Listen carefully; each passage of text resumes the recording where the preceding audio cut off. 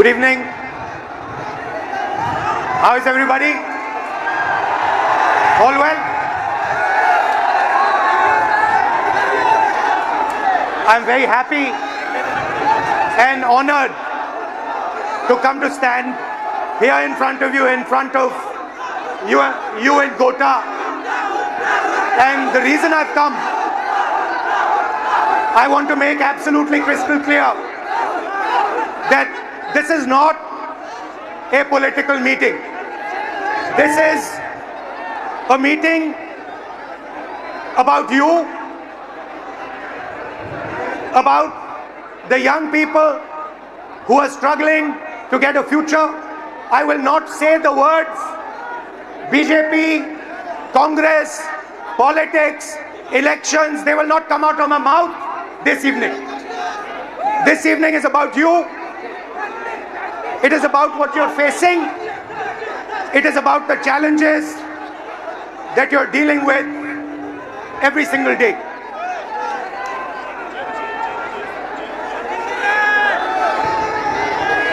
Some time back, I walked from Kanyakumari to Kashmir. 4,000 kilometers रास्ते में आप जैसे लाखों युवाओं से मैं मिला, हजारों युवाओं से मेरी बात हुई, डिस्कशन हुआ, और मेरा एक ही सवाल होता था, आप क्या करना चाहते हो?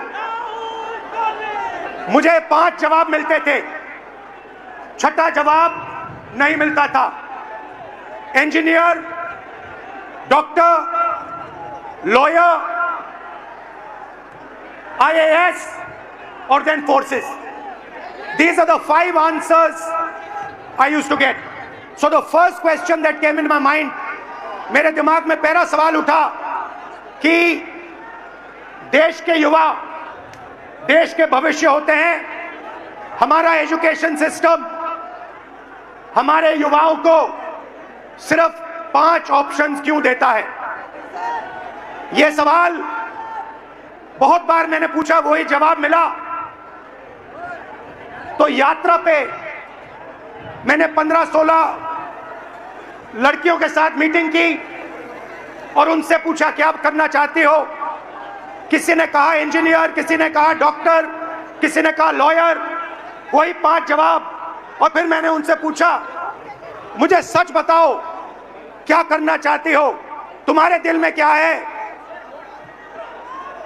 सच्चाई ये थी कि जो वो करना चाहते थे और ये जो 5 ऑप्शंस थे, इसमें बहुत फर्क था।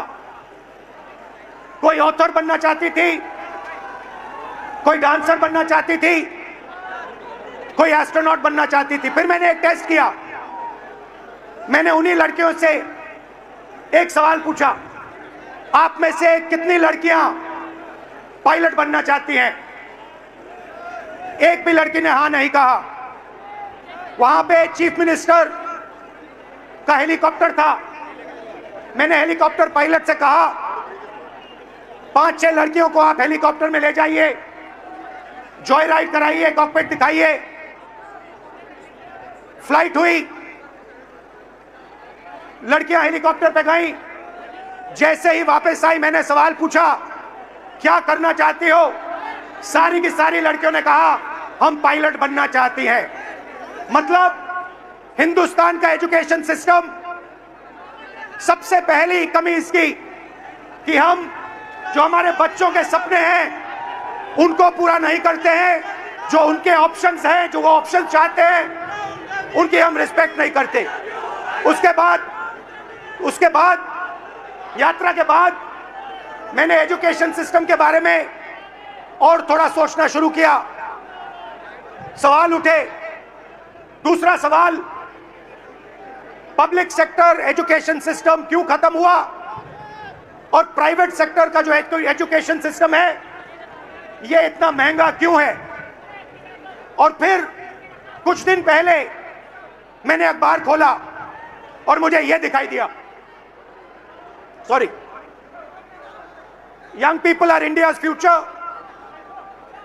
Every one of you is unique and talented. India succeeds if you succeed, and India has a duty to protect every single young Indian person, every single student. खैर, कुछ दिन पहले मैंने अखबार खोला और मुझे यह देखा अखबार में, पता नहीं आपने ये चिट्ठी देखी है या नहीं देखी है? देखिए आपने ये चिट्ठी, ये आकांक्षा ने ये चिट्ठी अपने माता पिता को लिखी। आकांक्षा आज हमारे साथ नहीं है, आकांक्षा ने सुसाइड किया, मगर ये 15 सेकंड आप इस चिट्ठी को अच्छी तरह पढ़िए। ये आकांक्षा डॉक्टर बनना चाहती थी। इनके पिता से कुछ दिन पहले मेरी बात हुई, पैरालाइज्ड हैं, कर्ज लिया, आकांक्षा का नीट का पेपर लीक हुआ और आकांक्षा कहती है, लास्ट लाइन में आपके लिए पढ़ूंगा, सॉरी मम्मी पापा, मैंने सब बर्बाद कर दिया आप दोनों का, मैंने सब बर्बाद कर दिया आप दोनों का। सच्चाई ये है कि ये आकांक्षा की गलती नहीं थी, ये आकांक्षा के माता पिता की गलती नहीं थी, ये एजुकेशन सिस्टम की गलती थी। हिंदुस्तान का एजुकेशन सिस्टम अपने बच्चों को प्रेशराइज करता है, स्ट्रेस देता है, दबाता है, कुचलता है, और ये देश के लिए सही नहीं है। मैं चाहता हूं कि हम सब एक साथ मिलकर we work together to ensure that no other student, no student in this crowd, no student in this country ever feels what this young lady felt, ever feels the desire to kill themselves. That is what this meeting is about. This meeting is not a political meeting. It is about discussing India's education system, what is wrong with India's education system, what needs to be corrected in India's education system. Whatever I'm going to present here is based on data, and I'm absolutely sure, 100% sure, that every single political party, every single leader in India will accept what we are saying here. There is nothing in this presentation that anybody in India will not accept. Every single student will accept what I'm going to say here because it is the truth, 100% the truth. Next. This dot, ये जो बिंदु है, this dot represents one student. On this screen, this dot represents one student. There are about 3,000 students in this meeting. I want a student who's studying for NEET, student who's studying for UPSC, student who's studying for IIT to come to the stage.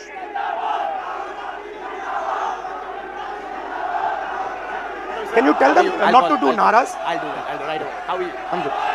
Check. Okay. सबसे पहले Is the mic working? सबसे पहले Mic working. एक second sir ने भी एक बड़ी प्यारी सी रिक्वेस्ट की है। एक सेकंड हमने आने के पहले क्या कहा था? हम पढ़े लिखे स्टूडेंट्स हैं, नारेबाजी करने नहीं आए हैं। देश का फ्यूचर बदलना है तो पहले सुनना पड़ेगा। Listen and then change. अभी कोई नारेबाजी नहीं, सर बात कर रहे हैं, सर कुछ बोलना चाह रहे हैं। अब पहले कुछ बच्चों को बुलाते हैं जो आप ही लोग के बीच में से आए हैं। आपके नजदीक कोई नारेबाजी करे तो बोलो ठीक है भाई 5 मिनट बात करना, अभी रुक जाओ। Let me call upon sir, we have some kids who'd like to come up and want to share their stories with you.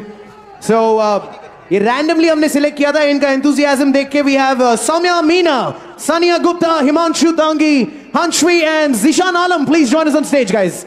Please join us. Hello. Nice to see you. Thank you, sir. Hello. Nice to see you. What's your name? Soumya. No, sir. Hello, sir. Come. Guys, go ahead, please. Just introduce yourself. Hello everyone, myself Soumya Meena. Hello everyone, myself Soumya Meena and I'm a JEE aspirant. Hello, I am Sania Gupta and I am preparing for NEET exam. Hello, my name is MD Jishan Alam. I'm preparing for NEET. Hello my name is Himanshu Dangi और मैं भी आपके जैसे एक NEET aspirant हूँ. Hello, my name is Ansvi and I am a UPSC aspirant. So why NEET? Why did you guys choose NEET? Sir जो NEET है doctor, सबसे पहली बात तो डॉक्टर एक बहुत बड़ा टर्म है. किसी भी मतलब जैसे अभी कोई बीमार हो गया तो किसी भी एक बंदे की लाइफ हमारे हाथ में होती है. मतलब अभी तो मैं नीट के लिए तैयारी कर रहा हूँ, तो जैसे नीट का पेपर लीक हुआ तो पूरी होप टूट गई है. डॉक्टर बनने के लिए आदमी कोई भी व्यक्ति इतना मेहनत करेगा, 2-2, 3-3 साल मेहनत करेगा, फिर पेपर देगा वो, और फिर उसको बता दिया जाता है कि तुम्हारा पेपर लीक हो गया और फिर तुम्हें वापस पेपर देना है, तो होप टूट गई. तो आपके अंदर जो भावना थी, आपके अंदर जो भावना थी, लोगों की मदद करने की भावना थी, आप क्यों कर रही हैं? मैं तो JEE कर रही हूँ, हाँ. इंजीनियर. तो इंजीनियरिंग तो मैं सिर्फ इसलिए कर रही हूँ कि अच्छा मेरे को एक्सपोजर मिले कॉलेज में जाके, जैसे कि हायर कॉलेजेस है, IIT बॉम्बे हो गया, IIT दिल्ली हो गया, तो वो काफ़ी अच्छे कॉलेजेस है जिसमें आगे जाके हमें इंजीनियरिंग में नहीं बाकी और चीज़ों में भी बहुत सारी अपॉर्चुनिटीज़ मिलती है. तो मेनली तो मैं अभी एक्सपोजर के लिए कर रही हूँ. और आपका? So actually I have always been interested. I'm a very social person. So I think UPSC would genuinely help me engage in society and make policies and decisions. And you? Sir हम लोगों को बचपन से सिखा ही यही दिया जाता है कि आपको बड़े होकर डॉक्टर, इंजीनियर ये सब बनना है. तो एक मन से बचपन से ही वो सपना बन जाता है कि डॉक्टर बनना ही मगर है. अगर आप सबको बिल्कुल फ्री छोड़ दिया होता और असलियत में आप क्या करना चाहते हो तो फिर क्या जवाब मिलता? सर मेरे को डांसिंग में बहुत शौक था. आपको डांसिंग में शौक है, आपको? सर हमको डॉक्टर ही बनना था. मेरे जो अंकल थे वो हार्ट अटैक से डेथ कर गए थे 2019 में, तो इसीलिए मैं मतलब अर्जेंट मतलब वो उन्हें नहीं मिला, तो इसी की वजह से वो डेथ कर गए. तो बस इसी के कारण मैं डॉक्टर बनना चाहता हूँ. और आप? अगर आपको पूरी फ्रीडम दिया गया तो क्या करोगे आप? सर नीट ही करोगे, डॉक्टर ही बनोगे? सबसे पहली बात तो ये कि जैसे कि मैं कुछ पढ़ रहा था तो मुझे पता चला कि सिर्फ 5 चीज़ें, 5 प्रोफेशंस जो लोग बस देखे देखी फॉलो कर रहे हैं: डॉक्टर, लॉ, इंजीनियरिंग और मैं भूल गया थोड़ा सा, सॉरी सर. रिलैक्स. तो अब कोई लोग खुद से पीछे करते हैं, मतलब ऑप्शंस नहीं है. सबसे पहली बात, मेन बात ये है. तो अगर आप नीट की तैयारी कर रहे हो, हाँ, अप्रोक्सीमेटली कितना पैसा लगता है beginning to end? Beginning to end अगर आपको ऑफलाइन अच्छी कोचिंग में तैयारी करनी है, अगर आप 11 से आ रहे हो, मिनिमम 3 लाख रुपए तो कोचिंग फीस है 2 साल की. फिर उसके अलावा हॉस्टल फीस 10,000 रुपये मिनिमम मंथली, रूम मतलब जिसमें खाना वाना सब आ गया. फिर उसके बाद पर्सनल एक्सपेंसेस भी रहते हैं तो 2-3 हज़ार वो, तो मोटा आप मानिए 1,20,000 हॉस्टल की फ़ीस हो गई, 1.5 लाख अपना 1 साल की कोचिंग की फ़ीस हो गई, और 15-20 हज़ार एक्सपेंस भी हो जाते हैं बच्चों के, जैसे बाहर रहते हैं कभी कुछ खा लिया, तो आप मानिए 4 lakh. 4 lakh. Everybody agrees? Yes sir. Approximately 4 lakh. Yes sir. 4 lakh. Now आपके फैमिलीज ने लोन लिया है? कितना लोन लिया है? 2 लाख. 2 लाख. पापा क्या करते हैं? फार्मर हैं. किसान हैं. 2 लाख का लोन लेना आपके लिए आसान था, फैमिली के लिए आसान था? आसान तो मिडिल क्लास के लिए नहीं रहता है, मगर एफोर्ड करना ही पड़ता है. कंपलसरी है? कंपलसरी. अगर लोन नहीं लेंगे तो आगे सिस्टम में नहीं जा सकते. आपकी फैमिली ने लोन लिया? सर लोन तो नहीं लिया था, लेकिन अगर हम गवर्नमेंट एग्जाम जैसे नीट प्रिपरेशन की तैयारी प्रिपेयर कर रहे हैं और अगर हमारा नहीं क्लियर हुआ तो हम मतलब इंडिया में गवर्नमेंट सीट्स इतनी कम है कि हम प्राइवेट के लिए सोच भी नहीं सकते, क्योंकि उनकी फ़ीस बहुत ज़्यादा है. और भी ज़्यादा है? बहुत ज़्यादा. जैसे 24 लाख बच्चे हर साल अपेयर करते हैं नीट एग्ज़ाम में, उसमें से 80,000 सीट्स है जो गवर्नमेंट है, तो 23 लाख बच्चों को ना चाहते हुए भी हारना पड़ता ही है. तो उनके लिए प्राइवेट से करने के लिए ऑप्शन बचता ही नहीं है, क्योंकि हर मिडिल क्लास फैमिली 1 करोड़ रुपये अफोर्ड नहीं कर सकती है. तो पैसा आपकी जेब से? हाँ. Yes sir. आपके फैमिली के जेब से, यस सर, रिस्क आपका, यस सर, डैमेज हुआ तो आपका, यस सर। रिवॉर्ड की बात करते हैं, सक्सेस को डिफाइन करते हैं। यूपीएससी चांसेस क्या है, real actual chances? If I say to you, ठीक है, you are a brilliant girl, brilliant student, what do you think your chances of becoming an IAS officer actually are? Sir, no matter how much brilliant a student is, but I think chances are still 1 out of 100. 1 out of 100? Exactly, 0.01%. She's saying IAS officer chances approximately 1 out of 100. What about IIT? What do you think are the chances? IIT में जाने का क्या chance है? Sir, 16 lakh students are appearing almost for IIT JEE, and if we consider NIT, triple IT, No, IIT. Because Okay. you want IAS, you want IIT, IIT. you want NEET, doctor. Yes, sir. So IIT, you want to go in there, you want to be an IIT graduate.